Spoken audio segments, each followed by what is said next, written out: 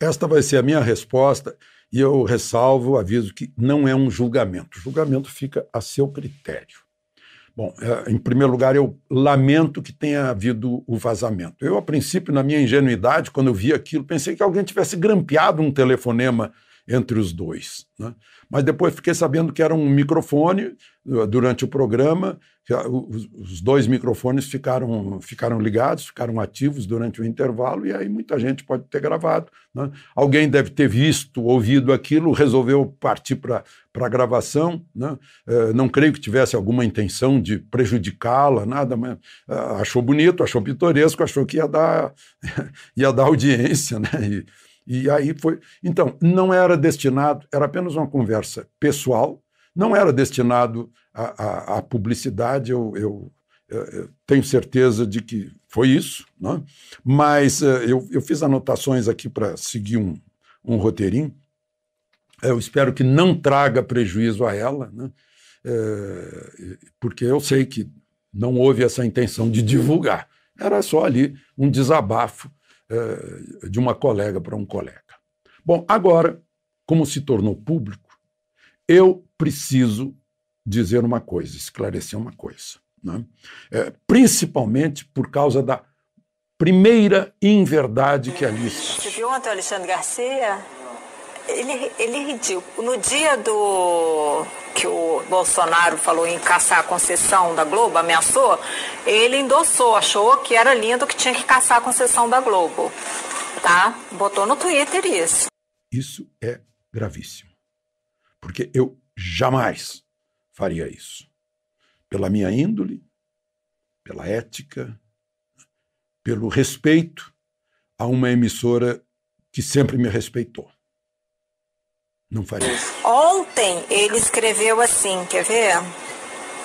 Ele escreveu assim: com Regina Duarte, a CNN, que poderia ser a alternativa, mostrou que é apenas uma igual do mesmo.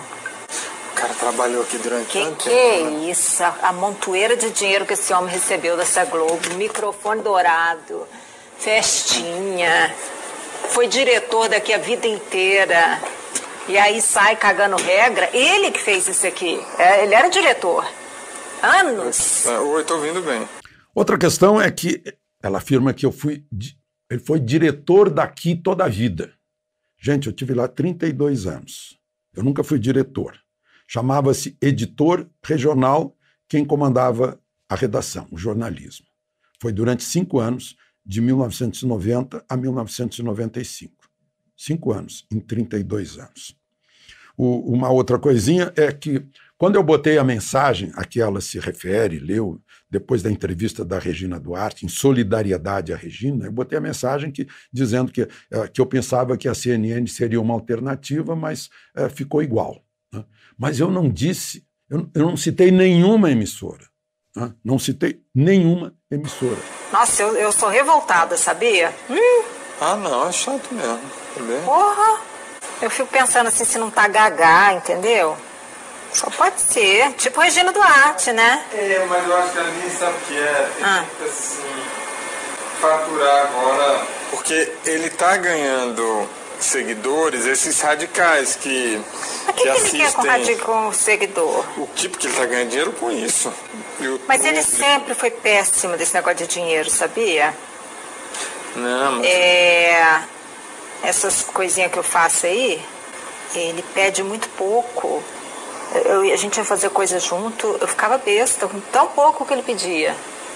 Topava qualquer coisa para fazer mestre de cerimônia de vidraçaria. Não sei se ele melhorou, mas... Eu gostaria de esclarecer, sim, em outro ponto ali, que está meio risível até, mas, enfim, é bom esclarecer, né? Que eu cobro pouco, sim, para empresas pequenas, da minha cidade, Brasília, que me chamam para ser mestre de cerimônias de alguma inauguração, um aniversário da empresa, né? Inclusive a vidraçaria. Eu não tenho nenhum preconceito contra vidraceiro, né? E aí eu acredito que é uma espécie de participação minha no estímulo a essas empresas. E aí eu cobro alguma coisa simbólica. E não cobro do serviço público. Porque é dinheiro do público, é dinheiro seu, né, do contribuinte. Como não cobrei agora, acabei de fazer semana passada uma palestra para a Escola de Comando do Estado-Maior da Aeronáutica. Como outro dia, tempos atrás, fiz uma palestra para o Ministério Público Federal. Como faria agora, nessa quarentena, a quarentena impediu, uma palestra para a ouvidoria do Distrito Federal. E assim tem sido. Eu não cobraria, por exemplo, aqui do SENAC ou do SENAI, eu não cobraria, porque há verba pública. 5 mil. Tem que... E o fato foi que a CNN não o chamou.